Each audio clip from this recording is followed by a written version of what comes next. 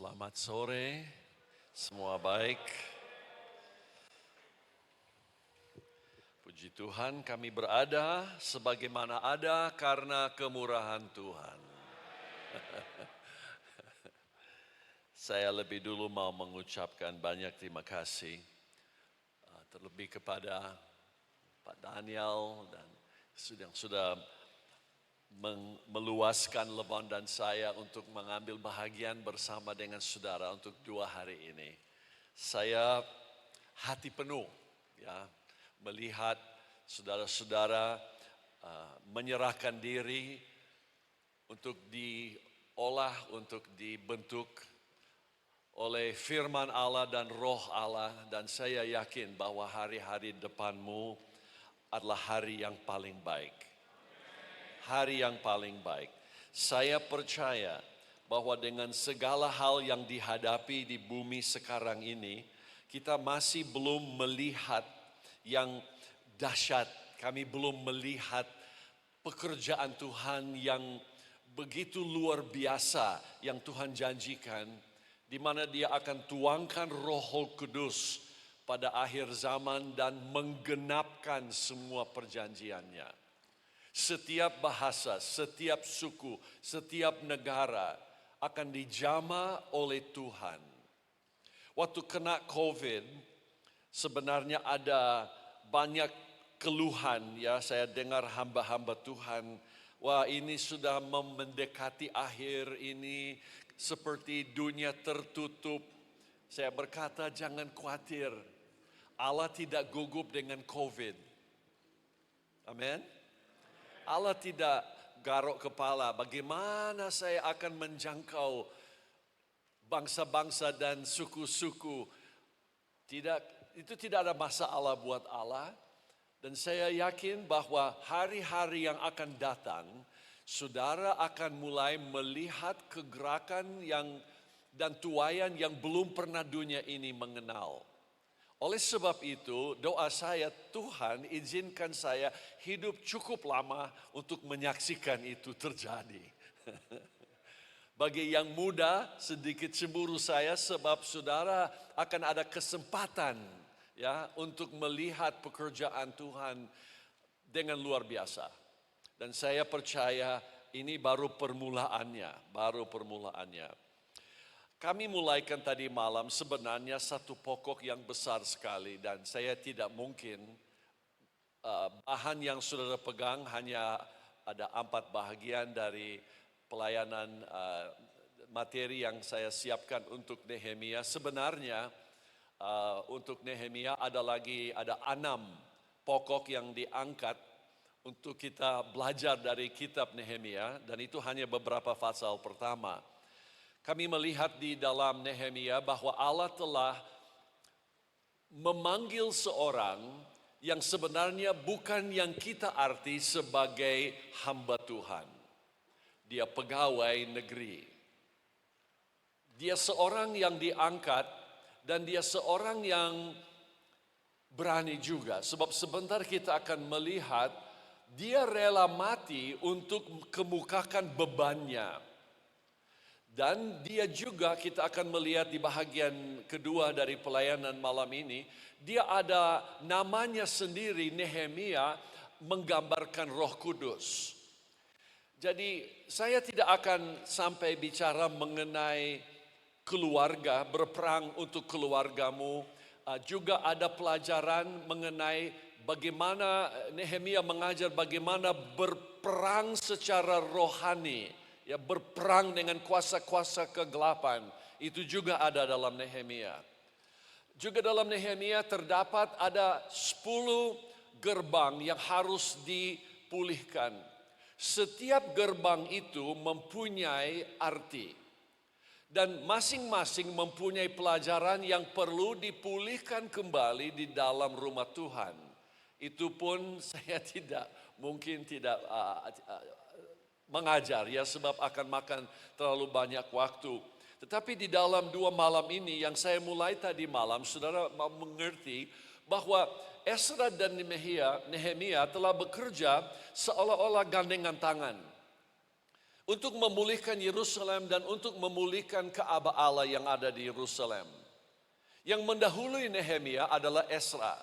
Esra datang dengan Zerubabel dan dia mulai kembalikan satu tempat buat Tuhan, Ka'bah, supaya di tempat itu dipulihkan kembali penyembahan. Jadi kami mengerti bahwa apa yang Esra kerjakan adalah sesuatu yang menggambarkan keselamatan dan roh Allah sekarang kembali ada di dalam hati manusia. Jadi kalau bicara mengenai roh manusia itu semua dipulihkan oleh Esra. Kalau Nehemia lain, Nehemia akan memulihkan tembok dan gerbang. Dua-dua kalau rusak memberi akses atau memberi kesempatan untuk musuh masuk dan keluar kota Yerusalem seenak-enaknya. Tentu dia tidak menyerang pada waktu siang. Tetapi kalau malam hari mereka semua tidur dan semua gelap, musuh akan masuk ke dalam kota ini dan dia merampas harta. Dia merampas masa depan, pengharapan rakyat, dan dia tarik, dia bawa keluar, dan di siang hari dia tinggal mengejek dan mengolok penduduk yang ada di Yerusalem. Berita itu tiba kepada Nehemia dan Nehemia sendiri, dia langsung berat hatinya, dia mulai menangis, dia berkata, wow, saya ingin mengetahui mengenai Yerusalem tetapi saya tidak tahu keadaannya seperti ini. Mereka memberi berita bahwa Yerusalem sedang dicela, keadaan buruk, rusak semuanya. Dan saudara akan melihat bagaimana Allah mengangkat seorang yang sederhana, meskipun berpangkat, tetapi dia mempunyai banyak kualitas rohani. Dia mulai berdoa dan dia mulai berpuasa. Kita telah melihat itu kemarin. Dan juga ada sedikit bicara mengenai integritasnya. Sebab kalau di dalam doanya kita mengangkat satu tema. Tema ini adalah dia buka semua di hadirat Tuhan. Tidak ada yang dia sembunyikan mengenai dirinya pribadi. Dia berkata, Tuhan, saya telah berdosa, kaum keluargaku telah berdosa di hadapan-Mu. Itu adalah satu ciri khas, adalah satu gambaran hati yang sebenarnya utuh, yang mempunyai dan miliki integritas yang luar biasa. Saya mau tambah sedikit saja mengenai hal integritas ini, saudara, sebab penting sekali kita sebagai calon-calon pelayan-pelayan. Dan ingat, pelayanan itu bisa masuk ke dalam 7 bahagian pengaruh di tengah-tengah masyarakat. Tetapi untuk menjadi pelayan, integritas itu adalah utama. 2 hari ini saya masuk ke tempat guru di atas sini dan saya lihat setiap pagi ada koran. 2 hari, 2 koran. Di depan koran saya baca, orang ini ketahuan korupsi. Orang ini ada ini yang terbuka. Di negara saya sendiri kemarin terbuka bahwa pembesar-pembesar pemerintah, pemimpin-pemimpin militer dan sekian banyak orang terjerat di dalam suatu usaha seksual di mana mereka terlibat di dalam hal ini. Terbuka. Saudara-saudara, kami membutuhkan orang-orang yang melayani dengan integritas. Ada amin? Integritas. Jadi saya mau tambah sedikit saja mengenai integritas sebab ini ada hubungan dengan Nehemia juga. Kembali dan saudara catat ini mengenai integritas. Mungkin saya sampaikan kalimat ini tadi malam, tapi baik kalau ditulis lagi. Integritas adalah keadaan bersikap jujur dan miliki prinsip-prinsip moral yang kuat. Integritas adalah keadaan bersikap jujur dan miliki prinsip-prinsip moral yang kuat. Artinya hidup benar, murni dan bijak. Nah, ingat semalam saya beri gambar ilustrasi mengenai jembatan. Jembatan yang akhirnya ada truk kandas, tidak berat, bukan rusak besar. Tetapi karena dikandas sekian kali, ini jembatan jatuh ke dalam sungai. Waktu diperiksa, setiap tahun memang dicat supaya diperbaharui, tetapi tidak pernah dibereskan retak-retak yang ada di dalam besi itu.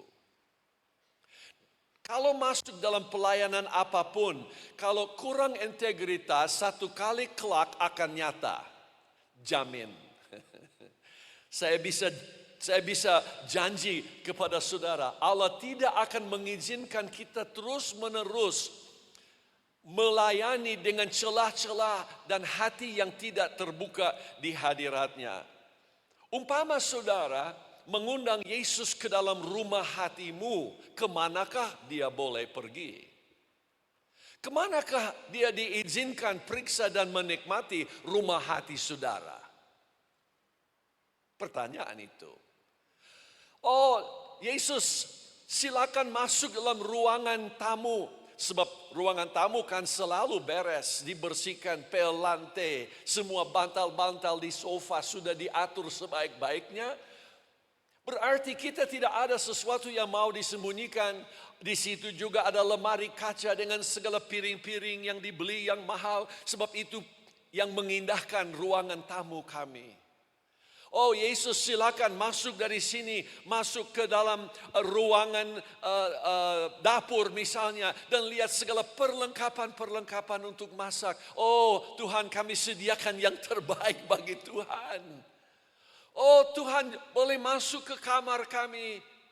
Tetapi di dalam setiap rumah ada satu kamar yang tidak dia diizinkan masuk. Semua yang lain, Tuhan, silakan masuk. Lihat, nikmati semuanya. Tetapi satu kamar tidak boleh. Kecuali ada integritas, saudara, selalu ada satu kamar. Hanya saudara yang tahu kamar itu di dalam pikiran, dalam hatimu. Di mana orang yang lain tidak tahu. Tetapi saudara tahu ada yang tidak beres. Hanya saudara yang tahu bahwa di situ ada sesuatu yang gelap. Sesuatu yang telah menjadi rahasia. Nehemia tidak ada rahasia. Nehemia terbuka semuanya.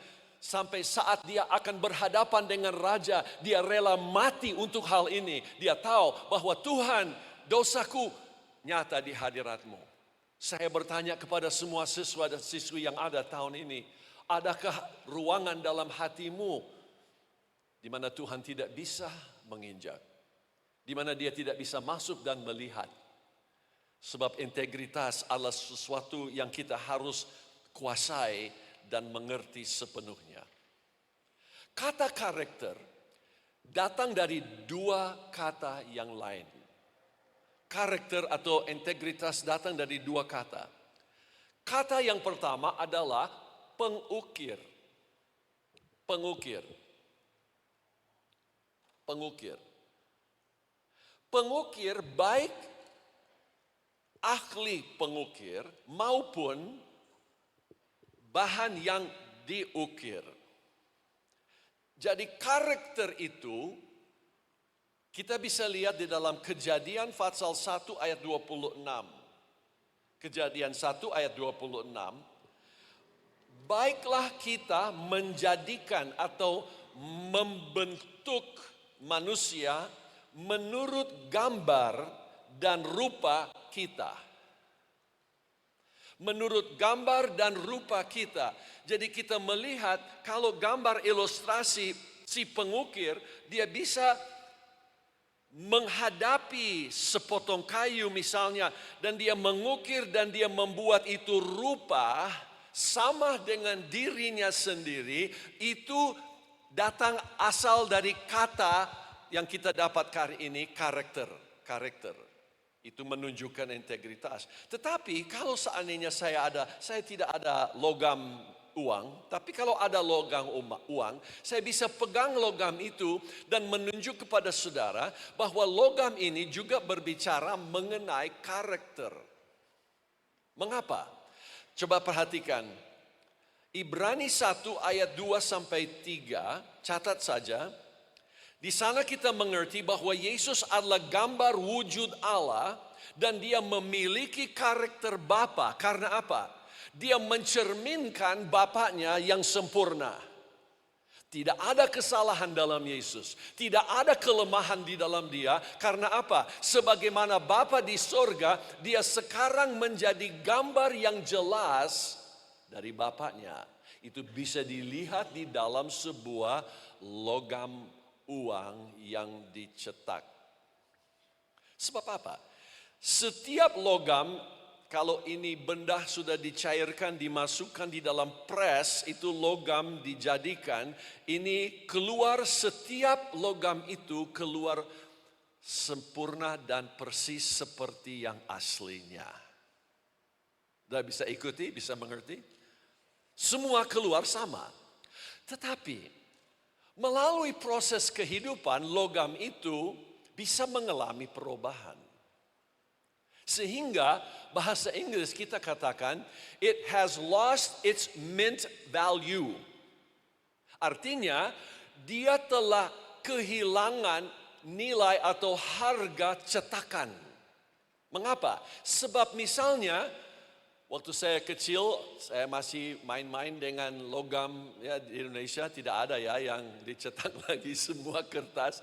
Tetapi kalau mau beli es lilin, saya ada uang dan saya akan pakai. Entah itu 5 rupiah atau 10 rupiah, saya nggak tahu. Tetapi saya tahu satu hal. Kalau saya punya kantong sudah berlobang, itu 5 rupiah bisa jatuh dan keluar. Tahu-tahu satu kawan yang lain dia ketemu, tetapi dia ketemu sudah ditindis oleh mobil berapa kali. Dia angkat, dia bawa ke mamanya, mamanya bawa ke pasar, dan dari orang ke orang, itu logam sudah ratusan tangan jamah. Sebentar lagi ada yang hilang, ditindis roda, wah sudah macam-macam yang terjadi, sehingga hampir-hampir gambar logam itu tidak ada lagi. Itu artinya kehilangan integritas, karakter sudah rusak. Karakter rusak. Allah ciptakan kita supaya kita dijadikan sama seperti Kristus. Inilah proses Allah mau bekerja dalam hidup saudara. Sebenarnya bukan informasi yang dia mau tekankan, tetapi perubahan hati yang dia mau kejar. Untuk apa? Sebab kita akan melihat di sini, perhatikan bedanya antara karakter dan reputasi. Catat saja dua kata ini, penting sekali. Bedanya di antara karakter kita dan reputasi. Dua kata, apa bedanya? Karakter adalah siapakah saya yang sebenarnya. Kalau saya jujur, saya mempunyai karakter baik. Kalau saya adil, saya punya karakter baik. Kalau tidak, karakter saya kurang. Apa bedanya dengan reputasi? Reputasi adalah tanggapan orang tentang saya. Karakter adalah siapakah saya yang sebenarnya, ini pekerjaan dalam. Kalau reputasi saya tidak bisa kontrol.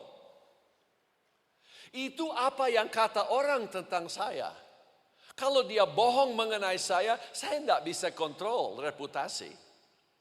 Kalau reputasi itu hilang karena orang lain yang ngomong tentang saudara, jangan khawatir. Tetapi saudara harus pertahankan karakter yang baik. Itu namanya integritas. Hati sepenuhnya dikuasai dan dipegang oleh tangan Allah. Nah, kesimpulannya apa? Orang bisa menghancurkan reputasimu. Orang bisa menghancurkan reputasimu, tetapi hanya dosa bisa menghancurkan karaktermu. Bisa lihat bedanya? Orang bisa menghancurkan reputasimu, tetapi hanya dosa bisa menghancurkan karaktermu. Mazmur, saya akan baca 1-2 ayat. Mazmur 15:1a. Siapa yang boleh diam di gunungmu yang kudus? Ayat 2. Yaitu dia yang berlaku tidak bercelah, yang melakukan apa yang adil, dan yang mengatakan kebenaran dengan segenap hatinya. Ini rupanya cara Allah menilai integritas. Siapa yang boleh diam di gunungmu yang kudus? Dia yang tidak bercela, akhirnya yang adil, yang mengatakan kebenaran, artinya dia tidak pembohong, dia jujur, dan dengan segenap hatinya. Ayat 4b, Mazmur 15 ayat 4b, yang berpegang pada sumpah. Sumpah, ingat ayat dan kalimat ini. Berpegang pada sumpah walaupun rugi. Untuk hilang integritas bisa dalam sesaat, tetapi mempertahankan integritas dan berfungsi seperti orang yang jujur seperti Nehemia itu makan waktu sepanjang umur hidup. Sepanjang umur hidup. Ada beberapa ilustrasi, saya tidak ada waktu untuk sampaikan semuanya ini, tetapi saya mau saudara tambah lagi sedikit mengenai integritas. Integritas bisa dikompromi. Karakter bisa dikompromi. Sebab kembali ke Nehemia, di mana integritas saya dan karakter saya bisa dirusak? Kalau ada gerbang yang rusak dan ada tembok yang rusak. Oke. Berarti kalau saya mengizinkan dosa, mulai saya terima idenya dan saya lakukan itu dan saya mengizinkan dia tetap berada dalam hati, berarti otoritas saya gerbang dan perlindungan saya tembok, dua-dua sekarang ada kurang. Dan di sini musuh siksakan kita. Siksakan kita. Kalau tidak salah tadi malam saya jelaskan caranya bagaimana bisa masuk ke tempat ibadah dan menyembah Tuhan, tetapi sepanjang minggu kita tahu bahwa ada yang tidak beres yang kita lakukan dan kita berusaha menyembah Tuhan hari Minggu tetapi ada peperangan. Rasul Paulus jelaskan pun bahwa ini roh dan daging berperang. Tetapi saudara-saudara, mengapa ini dosa masih berkuasa? Sebab kalau selama saya mengizinkan dosa itu menetap dan saya berulang kali terjerat di dalam hal ini, sekarang dia memegang kuasa dan dia menarik rasa damai saya. Bisa mengerti? Jadi itu sebabnya saya perlu hati yang penuh karakter dan integritas. Saya mau akhiri bahagian ini dengan satu contoh yang terdapat dalam 2 Korintus. 2 Korintus. Bagaimana memulihkan kembali integritas? Bagaimana memulihkan kembali integritas? 2 Korintus pasal 10 ayat 3 sampai 6. 3 sampai 6. Dan ada beberapa hal yang saya mau kemukakan di sini. Ayat 3. Memang kami masih hidup di dunia. Betul tidak? Saudara belum di sorga, masih di BJ. Oke. Tetapi kami tidak berjuang atau berperang secara duniawi. Jadi sesaat saya berada di dalam tubuh Kristus, saya ada umat Allah, kewarganegaraan saya sorga, berarti peperangan saya bukan darah daging lagi. Saya bukan melawan manusia. Tetapi ayat 4 berkata, senjata kami dalam perjuangan bukanlah senjata duniawi, melainkan senjata yang diperlengkapi dengan kuasa Allah yang sanggup untuk meruntuhkan benteng-benteng. Coba perhatikan baik-baik. Saya mau baca lagi. dengan kuasa Allah yang sanggup meruntuhkan benteng-benteng. Ayat 5. Kami mematahkan setiap siasat orang. Ada yang salinan yang pakai kata perbantahan atau argumentasi. Saya nanti jelaskan. Kami mematahkan setiap siasat orang dan merubuhkan setiap kubu. Setiap kubu yang dibangun oleh keangkuhan manusia. Perhatikan, keangkuhan, kesombongan manusia yang menganggap dirinya bisa mengatur diri. Itu namanya kesombongan manusia. Oh, saya tidak jatuh, saya bukan seperti orang lain. Dosa tidak akan mempengaruhi saya. Hati-hati, baca terus. Setiap kubu yang dibangun oleh keangkuhan manusia untuk menentang pengenalan akan Allah. Jadi buah pikiran sekarang yang saya mulai olah dalam hati yang bertentangan dengan kebenaran firman Allah supaya saya bisa membenarkan perbuatan saya sendiri. Mungkin belum jelas, saya akan jelaskan lagi. Sehingga kami melihat kami menawan segala pikiran dan menaklukkannya kepada Kristus. Ayat 6. Dan kami siap sedia juga untuk menghukum setiap kedurhakaan bila ketaatan kamu telah menjadi sempurna. Baik, catat hal ini. Apakah benteng itu? Apakah benteng itu? Benteng atau siasat adalah cara berpikir. Sebabnya saya lari ke sini sebab saya melihat kualitas dari Nehemia yang terbuka. Saya harus bicarakan hal ini sebab ini adalah satu hal yang akan memberi kemenangan buat saudara. Satu hal yang akan menolong. Apakah benteng? Benteng adalah cara berpikir di mana seorang terima, ini kalimat panjang ya, jadi saya ambil sedikit-sedikit.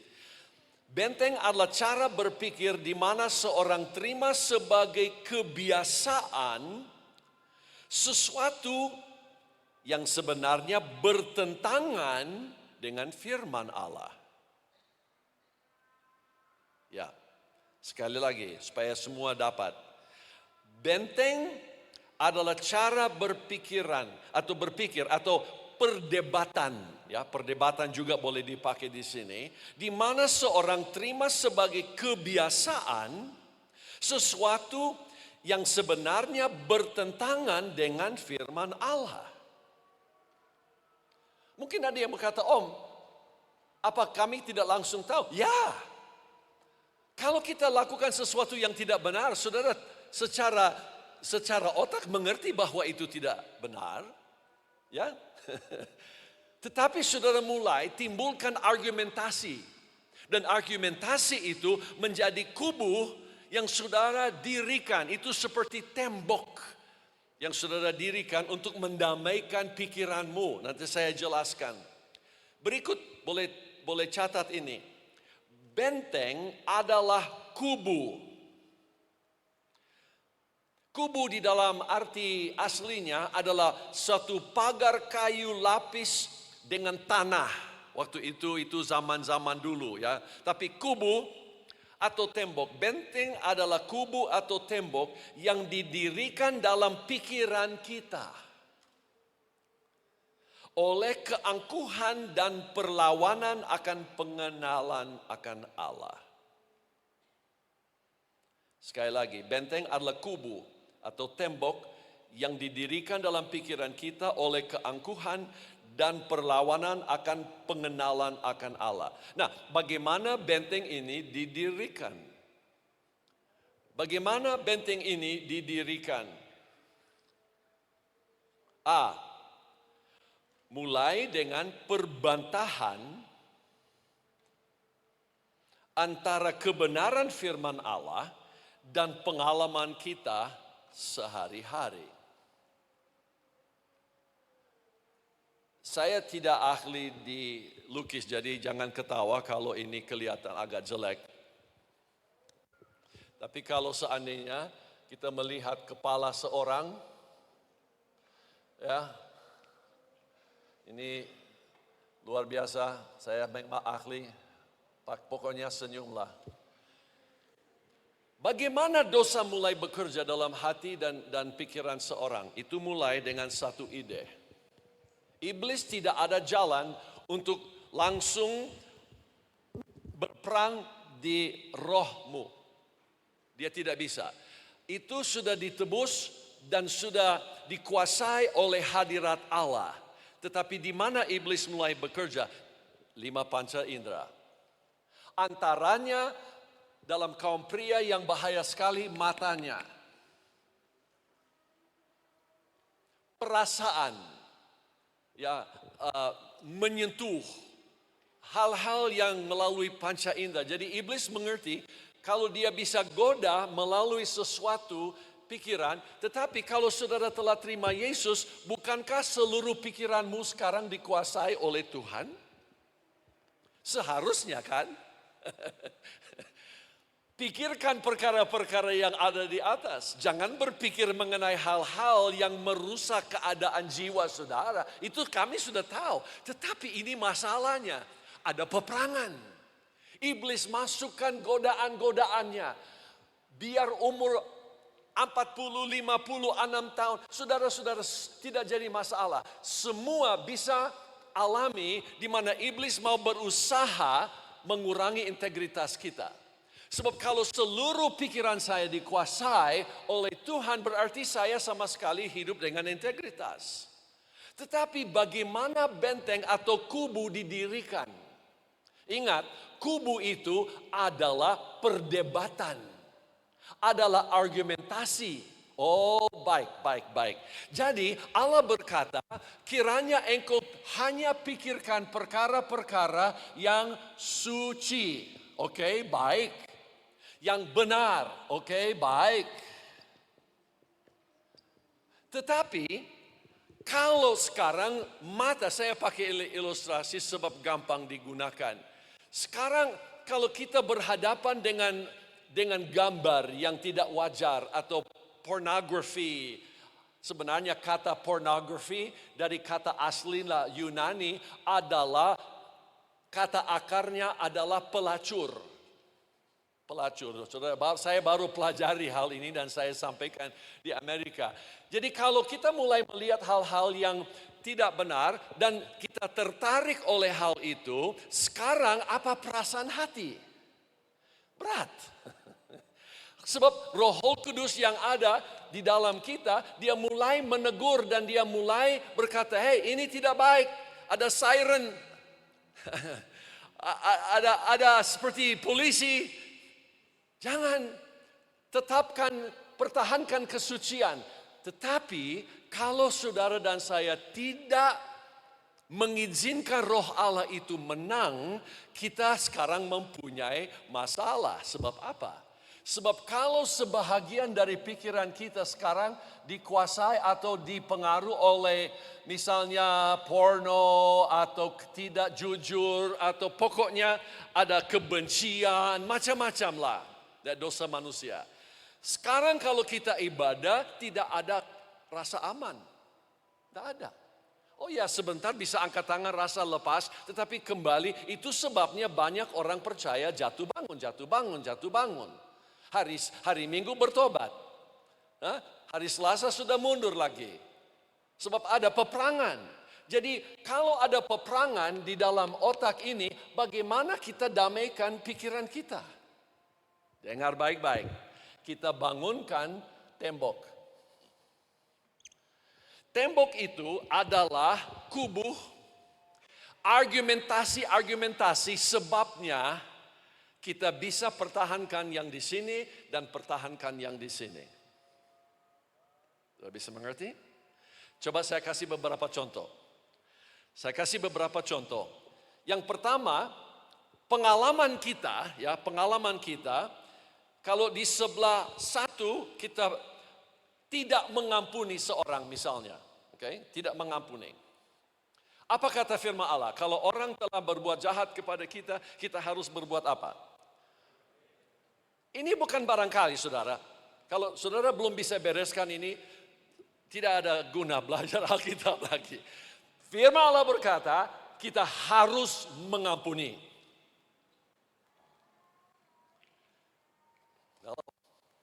Maaf, tapi itu firman.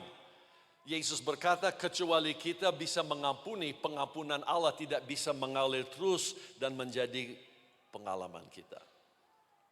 Tapi masih ada banyak orang pegang dendam, kebencian terhadap orang tua, terhadap orang lain, terhadap orang yang membuat kesalahan ini dan itu. Nah, jadi bagaimana kita hidup di dalam perjalanan iman dengan keadaan ini? Kita mulai membangunkan alasan-alasan. Inilah kubunya, ini adalah benteng. Alasan-alasan itu adalah Tuhan tahu apa yang mereka lakukan terhadap saya itu tidak baik. Sampai mati saya tidak akan mengampuni dia. Ya, ada yang sampai di situ. Ada yang sudah melayani Tuhan sekian lama tidak bisa mengampuni tetangga atau mengampuni istri atau mengampuni siapapun. Tidak bisa. Jadi untuk memperdamaikan peperangan di dalam otaknya, dia bangun dinding alasan, argumentasi. Supaya kalau hari Minggu dia menyembah Tuhan, sebelah sini beres. Tidak dipengaruhi dengan sebelah sana. Itu sebabnya Yakub berkata dia berdua hati. Dia berdua pikiran. Dia munafik namanya. Sebab dia tidak merontohkan benteng itu. Bisa mengerti? Ayo contoh kedua. Tadi saya kasih contoh porno. Jadi apakah alasan? Oh, tidak ada orang yang tahu. Apa kubu yang kita dirikan dalam pikiran? Itu kan tidak pengaruh. Istri tidak tahu, anak tidak tahu, sidang jemaat tidak tahu. Padahal yang Tuhan menuntut adalah saya hidup di dalam kesucian. Benar tidak? Ini tuntutan Tuhan. Jadi untuk perdamaikan ini keadaan, saya dirikan argumentasi. Nah, bagaimana kalau merugikan orang? Merugikan orang.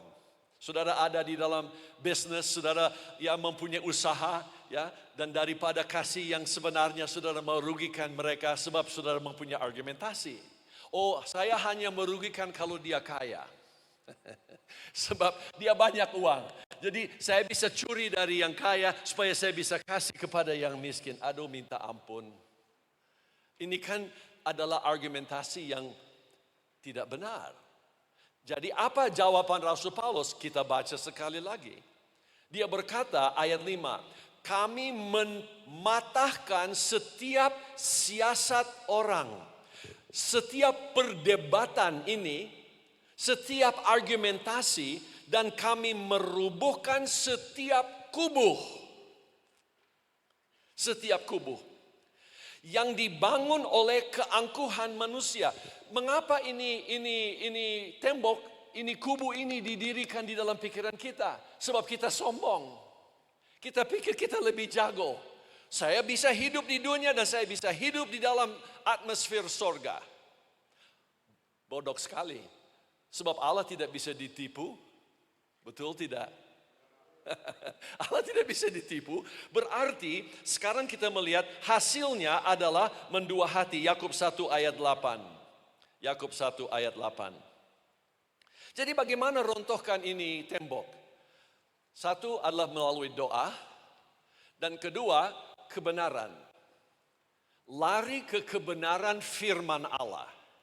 Cara kita menjatuhkan siasat-siasat iblis yang mau menguasai dan mendirikan kubu ini dalam pikiran kita adalah dengan kebenaran firman. Dan saya harus setuju dan saya harus berkata ya. Saudara bisa mengerti? Bisa ikuti? Saya sering tanya sebab kalau tidak ya nanti balik tahun depan coba lagi. No, I'm just kidding. Main-main saja saudara. Ayo kita jalan terus. Buka kebahagiaan Nehemia adalah gambar dari Roh Kudus. Sebab ini semua ada hubungannya. Ini semua ada hubungan. Di dalam bahagian ini Nehemia menggambarkan Roh Kudus. Kita melihat nama Nehemia berarti menghibur atau Yahweh menghibur atau Tuhan menghibur, juga kata penasehat. Dia adalah gambar Roh Kudus yang datang dengan belas kasihan untuk memulihkan keadaan yang rusak. Hatinya tergerak oleh kasih sayang. Nah, seluruh pekerjaan Nehemia adalah kembali ke Yerusalem dan perbaiki dua tempat. Gerbang, akses, otoritas. Jadi kalau saya izinkan dosa mulai bekerja di dalam pikiran saya, berarti gerbang sudah rusak. Gerbang ada otoritas. Saya mempunyai otoritas dalam Tuhan untuk melawan setiap siasat iblis. Betul tidak? Tetapi dinding juga berbicara mengenai perlindungan keamanan kota. Jadi kalau saya mau pulihkan kembali, saya kembali kepada firman Allah. Sebab itu ke-10 gerbang Nehemia ada gerbang-gerbang, masing-masing gerbang mempunyai pelajaran yang perlu dipulihkan dalam kerja Tuhan. Baik. Nehemia 1 tadi kita melihat ayat 3 sampai 4. Orang-orang yang masih tinggal di daerah yang terhindar dan dari penawanan ada dalam kesukaran besar. Jadi sekarang tergeraklah Nehemia, dia berkata, oh ya, saya akan pergi dan saya akan memulihkan semuanya. Saudara-saudara, hari ini Roh Kudus mau memulihkan tempat-tempat yang rusak dan gerbang yang rusak dalam hati kita. Itu tujuannya, itu pekerjaannya. Dia penolong. Dia mau memulihkan kita. Bandingkan sekarang dengan Lukas 24. Lukas 24 ini menarik sekali buat saya sebab saya melihat satu gambar besar di sini. Di dalam Lukas pasal 24, kalau ayat 46 sampai 49 adalah pekerjaan yang Yesus lakukan. Maaf, ayat 46. Katanya, kepada mereka ada tertulis demikian, Mesias harus menderita dan bangkit dari antara orang mati pada hari yang ketiga. Ayat 46 berbicara mengenai pekerjaan Yesus. Okay? Pekerjaan Yesus. Catat saja ini. Ayat 46 berbicara mengenai pekerjaan yang Yesus harus lakukan. Apa kerja itu? Dia berkata, ada tertulis Mesias harus menderita dan bangkit antara orang mati pada hari yang ketiga. Hanya ada satu pintu masuk dalam rumah sembayang, kemah sembayang. Satu pintu saja melalui Yesus. Tetapi ayat 47 dan 48 menunjukkan pekerjaan kita. Yesus ada pekerjaan, saudara dan saya ada pekerjaan. Ayat 47 dan lagi dalam namanya berita tentang pertobatan dan pengampunan dosa harus disampaikan kepada segala bangsa mulai dari Yerusalem. Kamu adalah saksi dari semuanya ini. Jadi untuk memberitakan Injil itu pekerjaan kita. Jadi jelas sampai di sini Yesus ada tugas, saudara ada tugas. Tapi coba lihat yang ketiga. Ayat 49 adalah pekerjaan Roh Kudus. Dan lihatlah aku mengirim janji Bapakku kepadamu. Tetapi tinggallah di dalam kota sampai kamu mengenakan kekuatan dari tempat yang tinggi. Yesus datang untuk membuka jalan keselamatan Lalu tugas diberikan kepada kita untuk menyampaikan berita itu, tetapi coba lihat pekerjaan Roh Kudus adalah mengirim janji Bapa itu kepada kita dan dia berkata, tinggal di kota. Jangan bergerak sedikit pun. Jangan kemana-mana kecuali lebih dahulu kamu menerima janji Bapakku yang dari sorga. Jadi ada pekerjaan Yesus, ada pekerjaan kita, ada pekerjaan Roh Kudus. Saudara bisa terima ini? Karya Roh Kudus dalam ayat 49 adalah satu kuasa untuk menolong kita untuk selesaikan pekerjaan dan tugas masing-masing. Nah, sekarang buka ke Yohanes 14. Yohanes 14. Dan saudara akan melihat sesuatu yang luar biasa ya. Yohanes 14. Janganlah gelisah hatimu, ayat 1. Saudara sudah buka semua? Yohanes 14.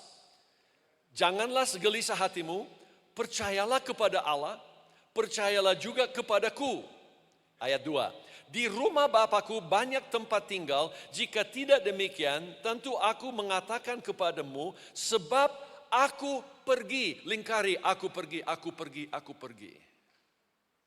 Yesus sedang berbicara dengan murid-muridnya. Dia sedang siapkan mereka untuk hari kematiannya. Dan dia juga mau melengkapi mereka untuk hari-hari sesudah kematiannya. Waktu Roh Kudus memenuhi mereka dengan kuasa. Tetapi di dalam ayat 2 ini, Yesus membawa shock kepada murid-murid ini. Sebab dia berkata apa? Dia berkata, aku pergi. Saya kira kalau mereka lagi melihat wajah Yesus, mata mereka juling semua. Apa maksudnya akan pergi? Aku tidak mau Yesus pergi. Meskipun sudah 1,5 tahun lebih dia siapkan mereka untuk kepergiannya. Yohanes juga berkata dalam pasal 12, kecuali sebiji gandum jatuh ke dalam tanah dan tinggal di dalam tanah ini, maka dia tidak akan tumbuh dan mengeluarkan buah. Mereka semua sudah tahu, tetapi tidak masuk akal. Yesus, engkau tidak boleh pergi. Pertahankan, tinggal di sini karena apa? Dia sumber semua yang mereka perlukan. Sakit dia sembuhkan, mati dia bangkitkan, lapar dia kasih makan. Mau apa lagi? Iya kan? Coba baca terus. Dia berkata, aku pergi ke situ untuk menyediakan tempat bagimu. Apabila aku telah pergi ke situ dan telah menyediakan tempat bagimu, aku akan datang kembali dan membawa kamu ke tempatku, supaya di tempat di mana aku berada, kamu pun berada. Ini bahasa apa? Harus mengerti kebudayaan orang Israel pada hari-hari ini. Kebudayaan orang Israel, kalau seorang ditunangkan, ya, laki-laki dengan perempuan, si laki-laki harus pergi kembali ke rumah bapaknya sebab itu tanah warisan. Dan di rumah bapaknya dia akan bangun juga rumah untuk bakal istrinya. Dan kalau dia sudah selesai bangun rumah untuk istrinya ini, sudah ikat janji, ya, sudah ikat janji, maka dia dengan banyak musik dan banyak keramaian akan jalan bersama-sama dan dia akan jumpai bekal pengantinnya dan sesudah menikah dia bawa kembali ke rumah Bapa. Saudara bisa melihat gambarnya? Indah sekali. Luar biasa. Jadi apa kata Yesus di sini? Dia berkata, aku pergi, tentu mereka terkejut. Dan kemana aku pergi, kamu tahu jalan ke situ. Tapi ini murid masih bingung, jadi ada sedikit debat dengan Thomas dan sebagainya. Tetapi jatuh terus sampai ke ayat 12. Aku berkata kepadamu, sesungguhnya barang siapa percaya kepadaku, ia akan melakukan juga pekerjaan-pekerjaan yang aku lakukan. Apa pekerjaan Yesus? Kemana saja dia mengusir setan, dia sembuhkan orang sakit, di mana-mana dia pergi. Hasilnya apa? Dia membangunkan kerajaan Allah, dia melepaskan jiwa-jiwa dari kuasa gelap. Jadi sekarang Yesus lagi bicara dengan murid-murid seperti saya bicara dengan saudara. Dan dia berkata, pekerjaan yang aku lakukan, kamu juga akan lakukan. Bahkan pekerjaan-pekerjaan yang lebih besar. Lebih besar. Lebih besar. Ya, lebih besar. Saya punya tanda tanya di sini. Apa yang lebih besar dari bangkitkan orang mati? Tentu Yesus tidak maksudkan kita lebih jago dari dia. Apa yang dia maksudkan? Yesus mengerti dia hanya seorang diri di atas muka bumi. Tetapi kalau roh yang dari tempat maha tinggi sudah memenuhi kita. Berapa kita hadir malam hari ini? 200 lebih. Yesus satu oknum hanya berada di satu tempat pada setiap saat. Tetapi kalau Roh Kudus, dia berkata, aku akan kembali kepada Bapa, tetapi aku akan mengirim penolong. Aku mengirim rohku kepadamu. Supaya apa? Pekerjaan yang aku lakukan, kamu juga akan lakukan, hanya lebih besar. Karena sekarang bukan hanya satu oknum, tetapi 200 lebih yang bergerak di bawah urapan Roh Kudus. Indah sekali. Jadi mengapa Allah memilih Nehemia? Nehemia lambang Roh Kudus yang membantu adakan perjalanan kembali memulihkan kota dan bangsanya. Saudara-saudara, Indonesia menantikan saudara. Indonesia lagi menunggu. Pulau-pulau lagi menunggu saudara. Dia menunggu apa? Dia menunggu dilepaskan. Dia menunggu disembuhkan. Dia menunggu karena apa? Karena Roh Kudus ada di dalam saudara. Dan pekerjaan-pekerjaan ini akan digenapkan.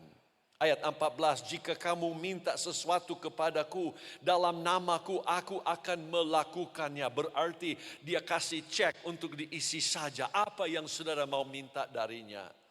Jikalau kamu mengasihi aku, kamu akan menuruti segala perintahku.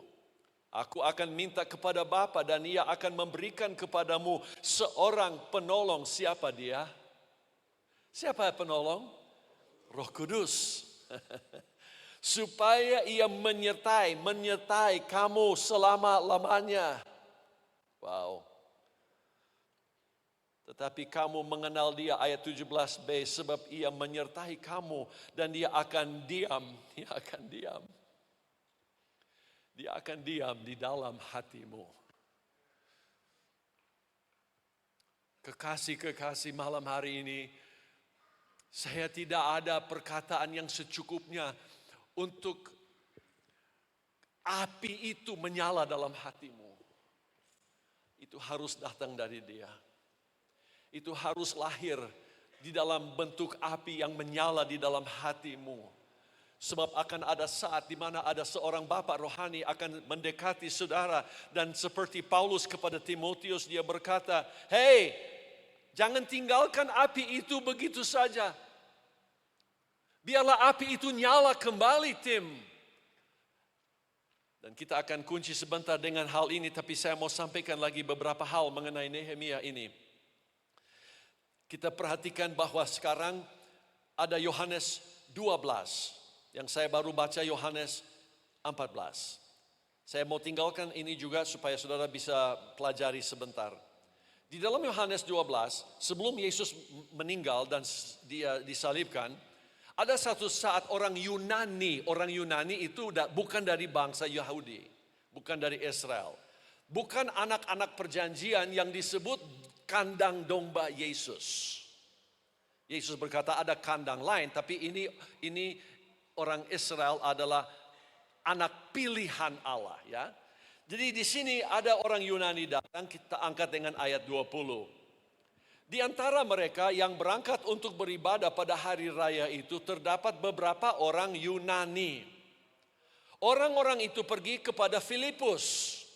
Filipus salah satu murid Yesus yang berasal dari Betsaida di Galilea, lalu berkata kepadanya, Tuan, kami ingin bertemu dengan Yesus. Kami ingin bertemu dengan siapa? Dengan Yesus. Coba lihat, ini agak lucu sedikit. Sebab rupanya pada sore hari itu Yesus dengan murid-muridnya mungkin lagi beristirahat di rumah ini. Filipus pergi memberitahukannya kepada Andreas, "Hei Andreas." Dan Filipus menyampaikan pula kepada Yesus. Kalau saya mau mengisi percakapan di antara Filipus mungkin tanya Andreas dulu sebab dia tidak pasti apa kita ganggu Yesus atau tidak. Hei Andreas, kira-kira kita pergi kasih bangun Yesus ini, ada orang Yunani di pintu. Nah coba saudara, kalau itu gambarnya, coba baca terus. Waktu mereka sampai kepada Yesus, tetapi Yesus menjawab mereka katanya, telah tiba saatnya anak manusia dimuliakan. Berarti dia akan menyerahkan nyawanya.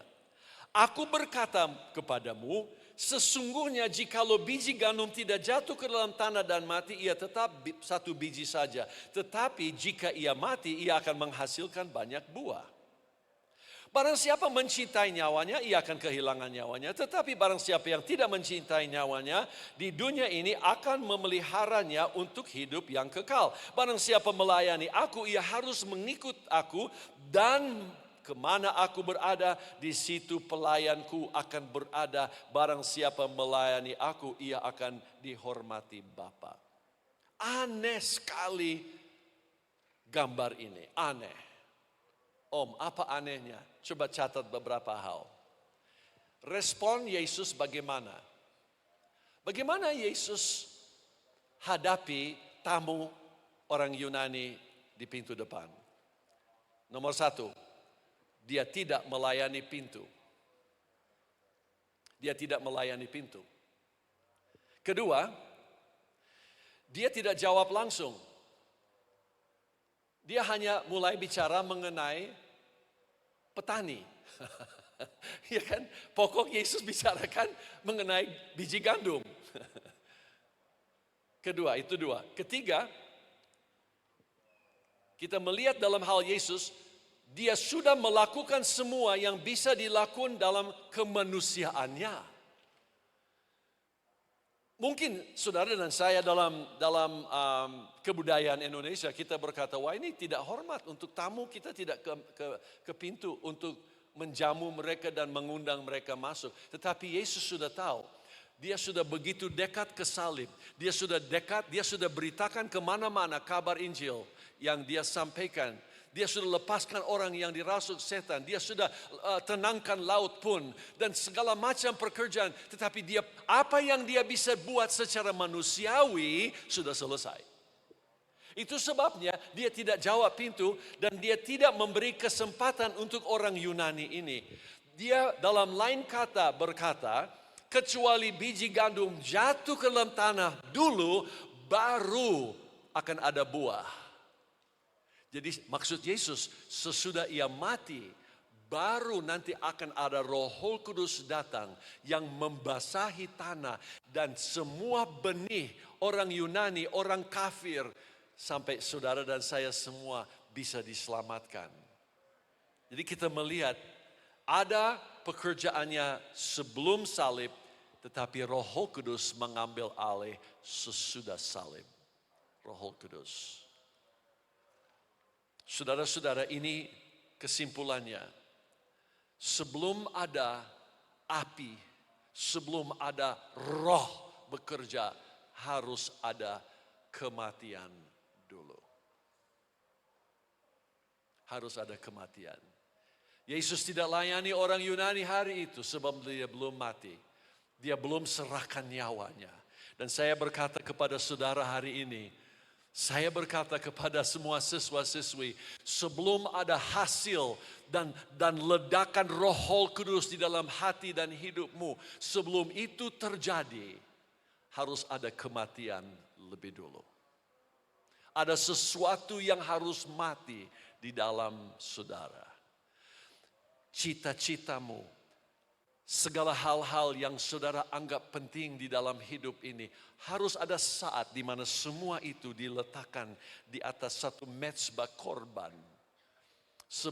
sebelum saudara sampai ke kaki Dian dan kemuliaan Allah di tempat Maha Kudus, harus ada yang diletakkan di mezbah. Saya bertanya sebagai tamu, adakah semua sudah diletakkan atau belum? Sebab sesaat engkau mengizinkan pisau Allah kena lehermu dan engkau berada di atas mezbah itu, makin berkurang, tetapi menjadi hari kebangkitanmu untuk Roh Kudus mengambil alih dan segala sesuatu yang bekerja dalam hidupmu mengambil satu posisi yang baru. Sebab sekarang Allah mau bekerja. Allah akan menunjukkan hal-hal yang heran dan besar dalam hidupmu. Ini semuanya kita lihat di dalam Yohanes pasal 12 ini. Kemudian kita melihat bahwa Nehemia bergerak dan dia bertindak dengan kuasa yang menggambarkan Roh Kudus. Sebab apa? Dia berani berhadapan dengan raja. Sebagai orang yang juru minum atau yang mengawasi makanan raja, tidak boleh mendekati raja dengan murung atau dengan sedih. Ya, tidak boleh. Tetapi dia waktu mau bekerja di hadapan raja, raja perhatikan bahwa wajahnya tidak bergembira hari ini. Sebenarnya menurut hukum dia bisa dipukul mati pada saat itu juga, sebab tidak sopan untuk menunjukkan tidak bergembira di hadapan raja. Tetapi karena dia mempunyai beban, dia sudah dengar keluhan-keluhan itu. Dia beranikan diri, biar mati saya akan bersuara. Biar mati. Dan waktu dia mengambil tindakan iman, ini yang melambangkan Roh Kudus, dilengkapi dengan segala yang dia minta. Apa kata Yesus tadi? Di dalam kita baca, apa yang engkau minta kepadaku, aku akan memberikan kepadamu. Dia bertanya kepada raja, raja minta dari perlu apa? Saya perlu kayu, saya perlu surat dengan kuasa untuk masuk melewati setiap bupati-bupati yang saya akan lewati. Saya minta kayu, saya minta bahan-bahan untuk memulihkan kembali Yerusalem. Haleluya. Haleluya. Saudara, kita dipanggil dengan ini seruan. Untuk apa? Untuk sekarang dilengkapi oleh Roh Kudus. Apa yang mendorong dia? Keluhan, teriakan orang. Siapa yang di luar dinding ini, yang letakkan kepalanya di bantal malam hari ini, yang menangis dengan air mata, dia tidak ada harapan dalam hidup ini. Dan tidak ada satu orang pun yang memberitahu bahwa ada Yesus yang sudah mati bagi dia. Tidak ada orang yang mau bergerak. Adakah saudara bisa mendengar mereka di hutan-hutan? Oh, saya tidak mau ke hutan. Karena apa? Tidak ada listrik di hutan. Kasihan. Saya tidak mau ke tempat yang sulit, Om. Saya mau dipraktekkan di Jakarta atau di Surabaya. Bagaimana di pulau kecil tidak bisa terima kabar Injil yang menyelamatkan? Ayo saudara-saudara, kita berpikir sebentar. Satu saat saya punya opa, tukang kayu, perbaiki atap. Tetapi sesaat dia sudah rusak pinggangnya, dia pindah ke Seattle, dia masuk ke gereja Bethel Temple, dia menerima Yesus sebagai juru selamat. Lalu apa yang terjadi? Dia penuh dengan Roh Kudus. Pada saat dia penuh dengan Roh Kudus, apa yang jadi? Mulai api menyala di dalam. Dia mulai besuk orang-orang yang di jalan.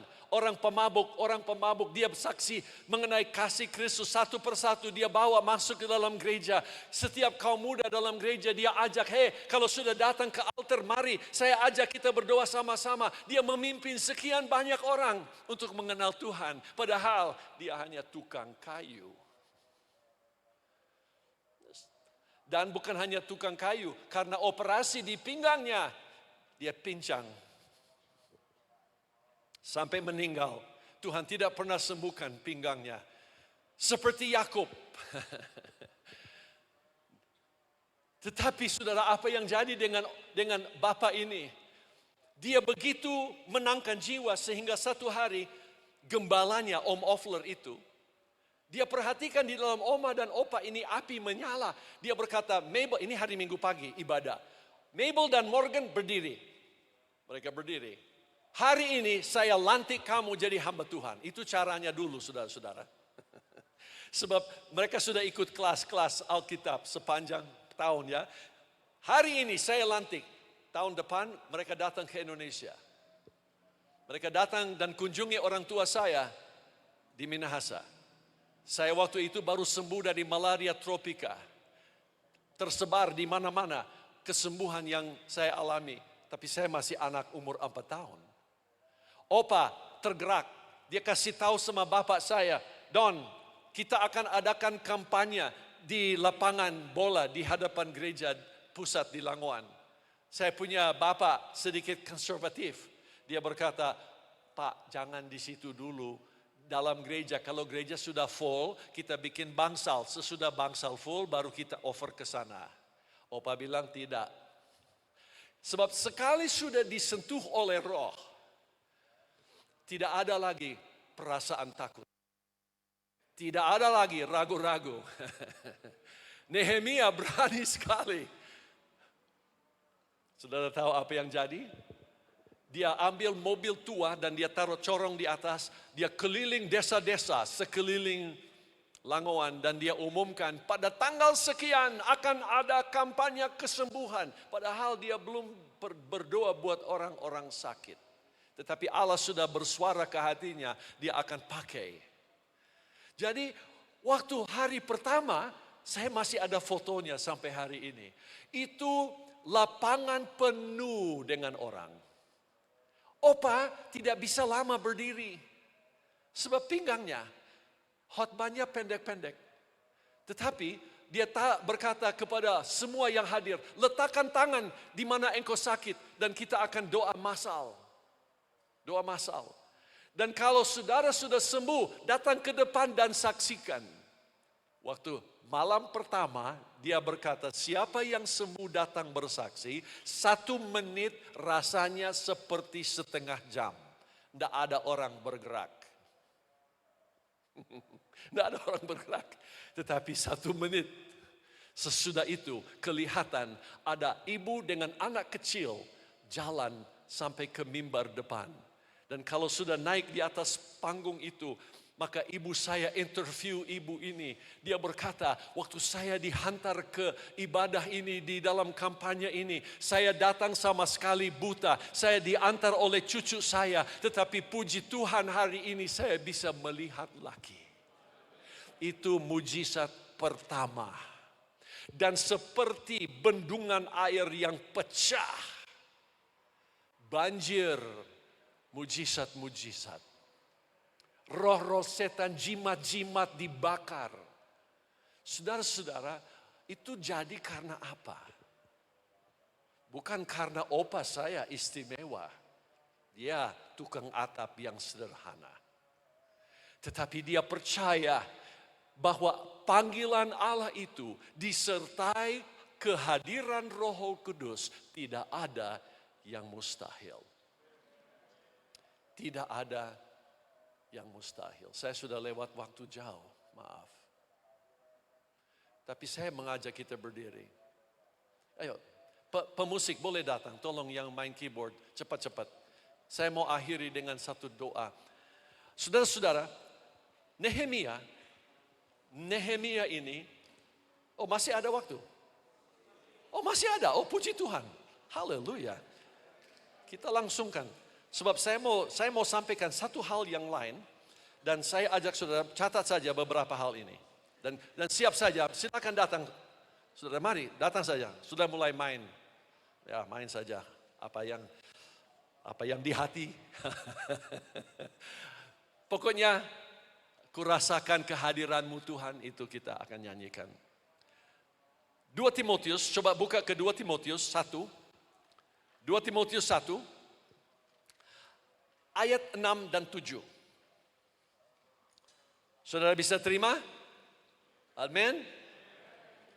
2 Timotius 1 ayat 6 dan 7.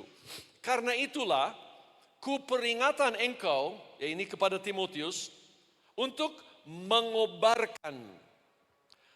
Satu kata yang lain, memperhidup karunia Allah yang ada padamu oleh penumpangan tanganku atasmu.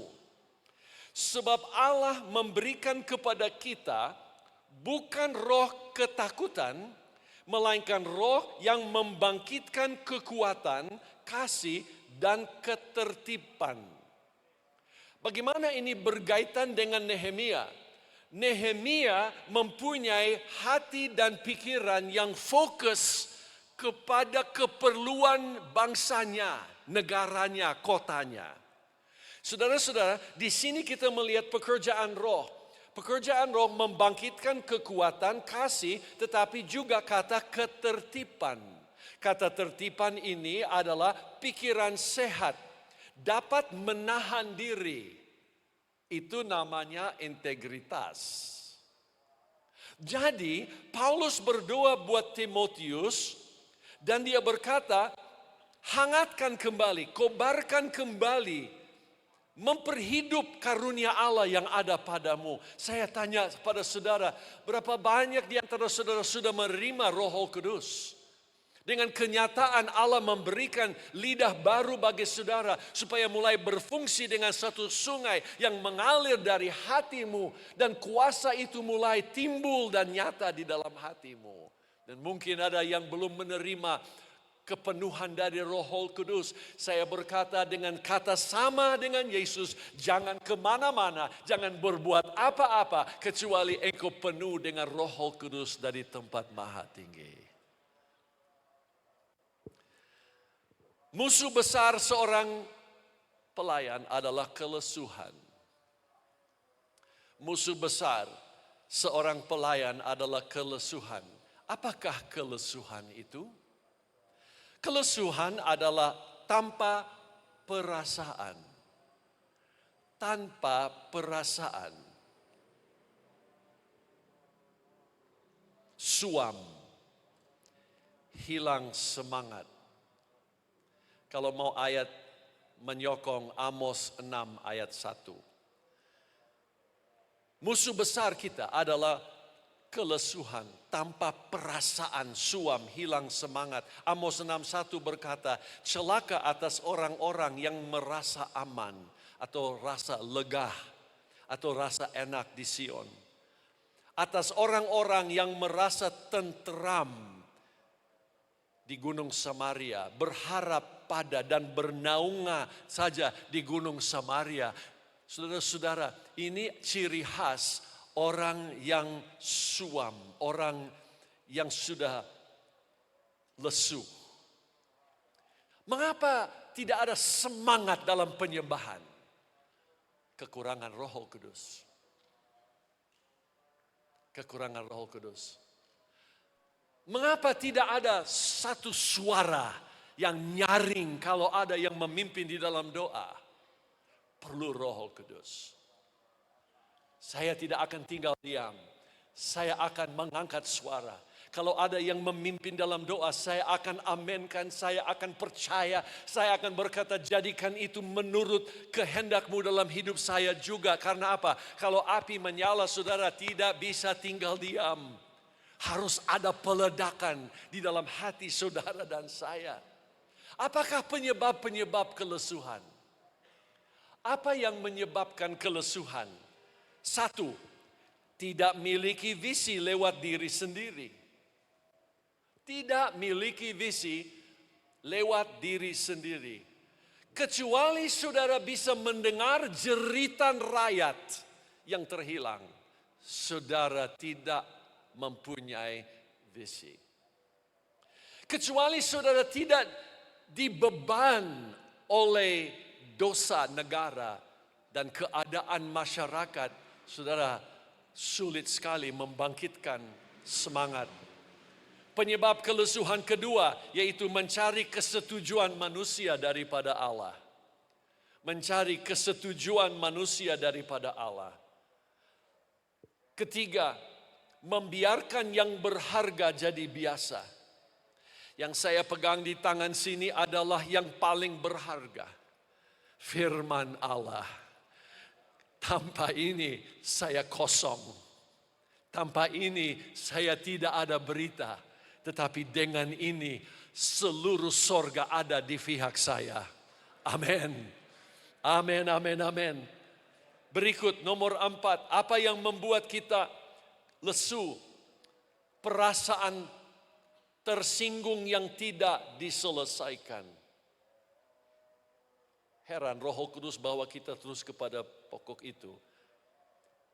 Perasaan tersinggung yang tidak diselesaikan. Itulah hal-hal yang menyebabkan kelesuhan. Sekarang 2 hal lagi. Kobarkanlah api roh dalam dirimu. Kobarkan api roh dalam dirimu. Itu namanya semangat. Semangat. Kata semangat artinya bergerak dengan segenap hati. Atau roh yang membakar. Satu pengertian yang lain juga adalah mencurahkan tenaga maksimal. Sungguh bergerak. Contohnya Yesus. Contohnya Yesus, ini yang terakhir. Yesus bergerak dengan kuasa api Roh Kudus. Catat saja ini 4 ayat dan pelajari sendiri sebentar. Lukas 3 ayat 21 dan 22. Lukas 3 ayat 21 dan ayat 22. Lukas 4 ayat 1. Lukas 4 ayat 14 dan Lukas 4 ayat 18. Nah, saya akan baca sedikit dari ayat-ayat ini, lalu kita akan berdiri dan menyanyi bersama. Lukas 3, coba lihat ini berbicara mengenai identitas Roh Kudus yang turun kepada Yesus. Roh Kudus, ayat 21. Ketika seluruh orang banyak itu telah dibaptis dan ketika Yesus juga dibaptis dan sedang berdoa, terbukalah langit. Markus katakan bahwa langit disobek. Seolah-olah langit disobek. Langit adalah tempat di mana arwah-arwah kuasa kegelapan bekerja. Yesus di sungai mau dibaptis dan sewaktu dia berdoa seolah-olah ada sesuatu yang bukas langit itu. Dan kita melihat di sini turunlah Roh Kudus dalam rupa burung merpati ke atasnya. Kalau dia turun di atas Yesus, manifestasi roh yang pertama memberi dia identitas. Tadi sudah bicara mengenai identitas. Jadi roh itu seperti jubah turun ke atasnya. Ayo kita lihat di dalam pasal 4 ayat 1. Yesus yang penuh, semua sebut kata penuh. Sekali lagi. Yesus yang penuh dengan Roh Kudus kembali dari sungai Yordan lalu dibawa oleh Roh Kudus ke padang gurun. Penuh artinya berkelimpahan. Berkelimpahan. Kalau gelas belum mengalir keluar, belum penuh. Ya, masih ada bisa 1 tetes lagi. Tapi kalau dia sudah mengalir keluar, dia penuh.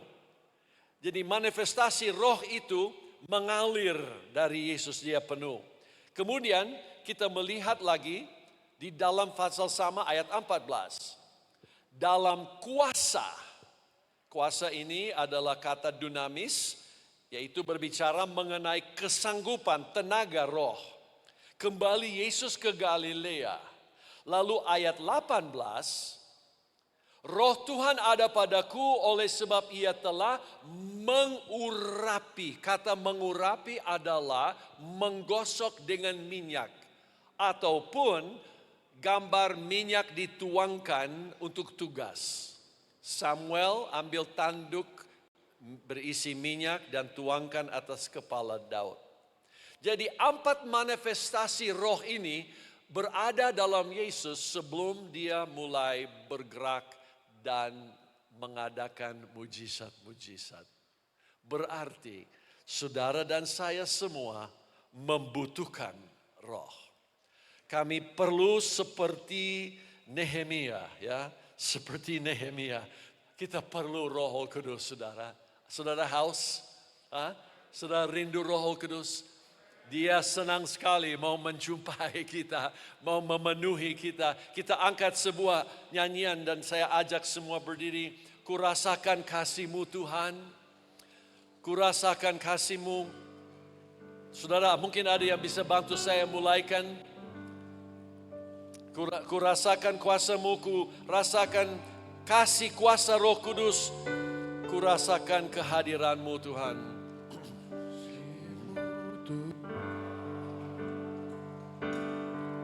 Kurasakan kuasa-Mu Tuhan. Kurasakan kasih kuasa Roh. Kurasakan kehadiran-Mu. Sekali lagi kurasakan kasih-Mu Tuhan. Kurasakan kuasa-Mu Tuhan. Kurasakan kasih kuasa Roh Kudus. Kurasakan Oh haleluya.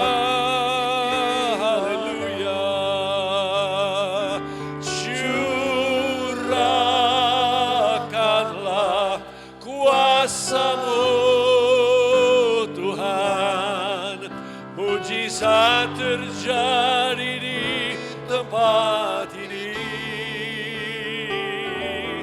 Curahkanlah kuasa-Mu Tuhan. Mujizat terjadi sekarang. Percayakah saudara? Curahkanlah, buka hatimu. Haleluya. Izinkan Dia menguasai dan membakar hati. Oh, haleluya, haleluya, haleluya, haleluya. Oh, haleluya, haleluya, haleluya. Kami membutuhkan Engkau, Yesus. Oh, dia marah-mama, dia raya-lamo.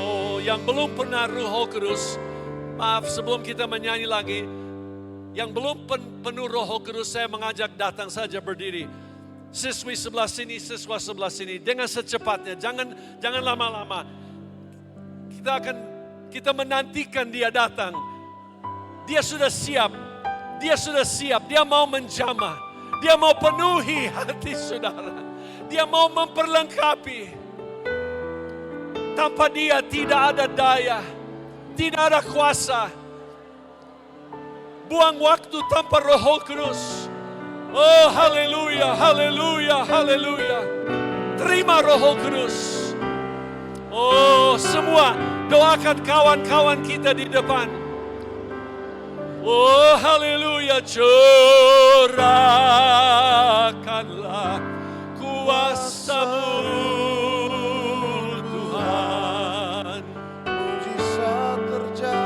Dengan iman,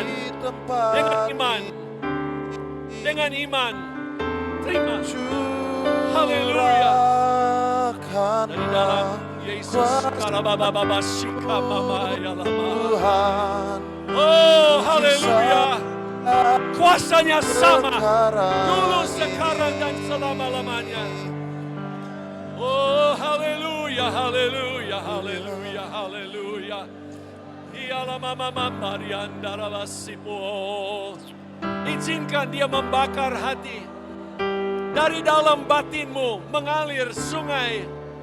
Mengalir sungai. Haleluya, haleluya, haleluya, haleluya, haleluya. Kiapa sandarama. Deep, deep, Lord. Your Holy Spirit come. Lord, let there come an anointing, Jesus. Use him, Jesus. Let the glory of God rest upon him, Lord, tonight. In Jesus' name, in Jesus' name, in Jesus' name. Curahkanlah kuasa-Mu, Tuhan. Dari dalam, dia sudah ada. Izinkan dia mengalir. Izinkan dia mengalir. Amin, amin, amin, amin. Come on. Ya Yesus. Tuhan, Ya Yesus. bisa terjadi sekarang. Ya bara mama mama.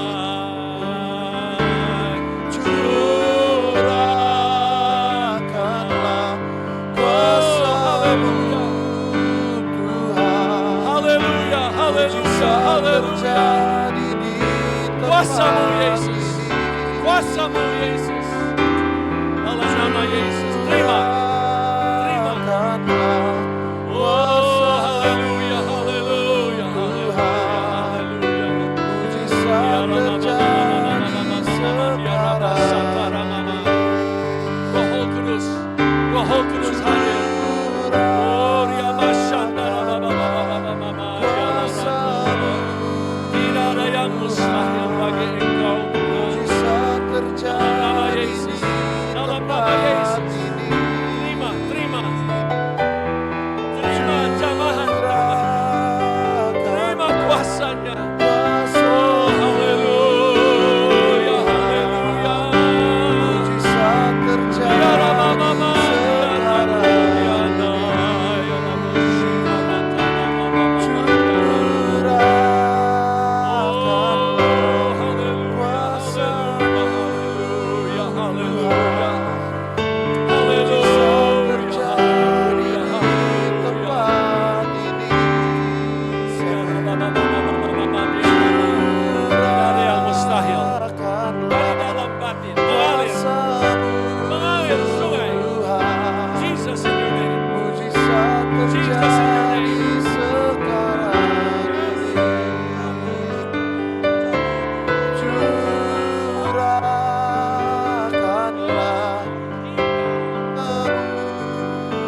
Tuhan. Mujizat terjadi di tempat ini. Curahkanlah kuasa-Mu, Tuhan. Mujizat terjadi sekarang ini. Curahkanlah kuasa-Mu, Tuhan. Mujizat terjadi di tempat ini.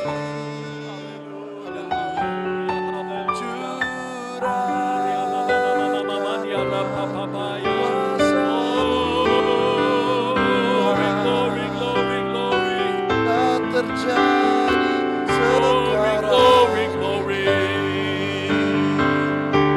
Curahkanlah kuasa-Mu, Tuhan. Mujizat terjadi di tempat ini.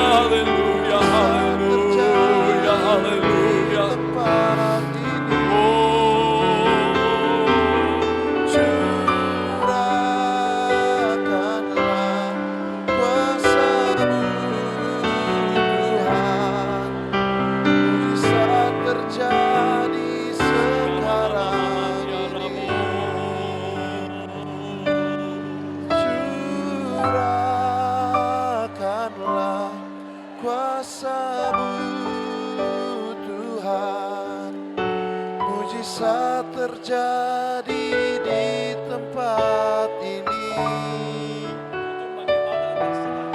Curahkanlah kuasa-Mu Tuhan. Mujizat terjadi sekarang ini. Curahkanlah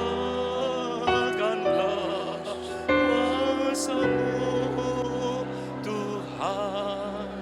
Mujizat terjadi di tempat ini. Curahkanlah kuasa-Mu Tuhan. Mujizat terjadi sekarang ini. Curahkan kuasa-Mu Tuhan. Curahkanlah kuasa-Mu Tuhan. Sembah Dia, haleluya. Sembah Yesus, haleluya. Sembah Tuhan, haleluya, haleluya. Glory, glory. Yes. Sinala waramataku, yala waramatanasse. Yala waramalaku, nala wasangala waramataku. Sembah Yesus, sembah Dia, haleluya. Glory, glory. Yesus, Yesus. Tinalawalawataku, yarawalawasa. Sembah Dia, haleluya, haleluya, haleluya. Haleluya, haleluya, Yesus. Tinalawalawataku, yarawasangkalawalawataku. Yesus, Yesus. Sembah Yesus, sembah Dia, haleluya, haleluya. Haleluya, haleluya, haleluya. Glory, glory, glory. Yesus, Yesus. Haleluya, haleluya. Oh Yesus, haleluya, haleluya. Haleluya, haleluya, haleluya. Kinala waramataku, yalabasa. Haleluya, haleluya, haleluya. Kinala waramataku, yalabarasi. Haleluya, haleluya, haleluya. Haleluya, haleluya. Yesus, Yesus. Yesus. Haleluya, haleluya, haleluya. Yesus ada di sini, haleluya. Dia mau jamah kita, haleluya, haleluya. Haleluya, haleluya, haleluya. Glory, glory, glory. Kidala waramataku dalawasa. Haleluya, haleluya, haleluya. Haleluya, Yesus. Yesus, Yesus, Yesus. Haleluya, haleluya.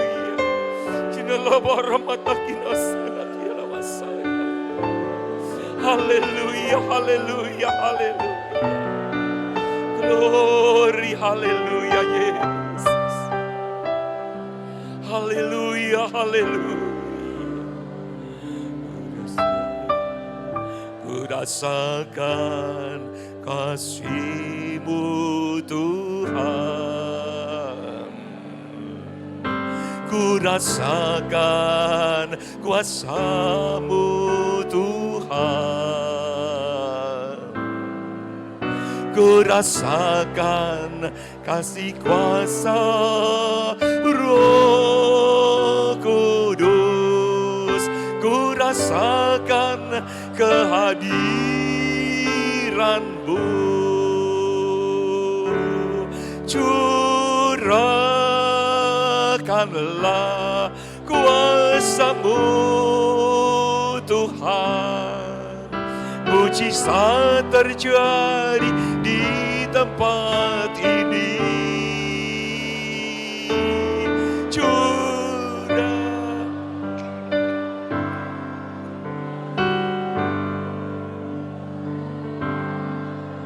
Mujizat terjadi sekarang ini. Curahkanlah kuasa-Mu Tuhan, dengan penuh pengharapan dan iman. Haleluya. Haleluya, haleluya. Curahkanlah kuasa-Mu Tuhan. Mujizat terjadi sekarang ini. Sekali lagi, curahkanlah, curahkanlah kuasa-Mu Tuhan. Mujizat terjadi di tempat ini. Curahkanlah kuasa-Mu Tuhan. Mujizat terjadi sekarang ini. Mujizat terjadi sekarang ini. Mujizat terjadi sekarang ini. Haleluya, haleluya. Yesus, haleluya. Terima kasih. Sembah Dia, muliakan Dia. Haleluya. Terima kasih Tuhan. Engkau baik Tuhan. Engkau Allah yang berjanji dan selalu menggenapi ya Bapa. Mari turunkan kuasa Roh Kudus itu Tuhan, menjadi pakaian bagi kami sekalian ya Bapa. Kami dinaungi, kami dierami oleh Roh Kudus itu ya Bapa. Haleluya, haleluya, haleluya. Engkau mengerti kerinduan kami yang paling dalam Tuhan. Dipenuhkan dengan Roh Kudus itu Tuhan. Oh Tuhan, dengan pimpinan-Mu ya Bapa, kami akan melakukan perkara-perkara yang terindah bagi Engkau ya Bapa. Tolong Tuhan, ampuni kami sekalian ya Bapa. Biar kami menjadi hamba-hamba-Mu yang berintegritas ya Tuhan. Menjadi hamba-hamba yang sesuai dengan kehendak-Mu ya Bapa. Engkau yang menyelidik sampai dalam hati kami sekalian Tuhan. Jadikan kami alat-alat-Mu ya Bapa, untuk memulihkan orang lain, untuk mengembalikan banyak orang pada kehendak-Mu, pada gambar-Mu yang telah hilang itu ya Tuhan. Terima kasih Tuhan, terima kasih Tuhan. Kami percaya Engkau ada di sini pada malam hari ini. Kami percaya kuasa-Mu besar ya Tuhan. Kami berdoa Tuhan buat Pastor Dan Peterson, suami istri Tuhan. Tolong berkati mereka Tuhan, yang telah menjadi berkat bagi kami selama 2 hari ini ya Bapa. Taburan firman-Mu Tuhan, kami percaya adalah sesuai dengan kehendak dan rencana-Mu semuanya Tuhan. Tidak ada yang kebetulan ya Bapa. Dan kami bersyukur Tuhan, karena ini tanda Engkau mencintai kami sekalian. Engkau mengasihi kami ya Bapa.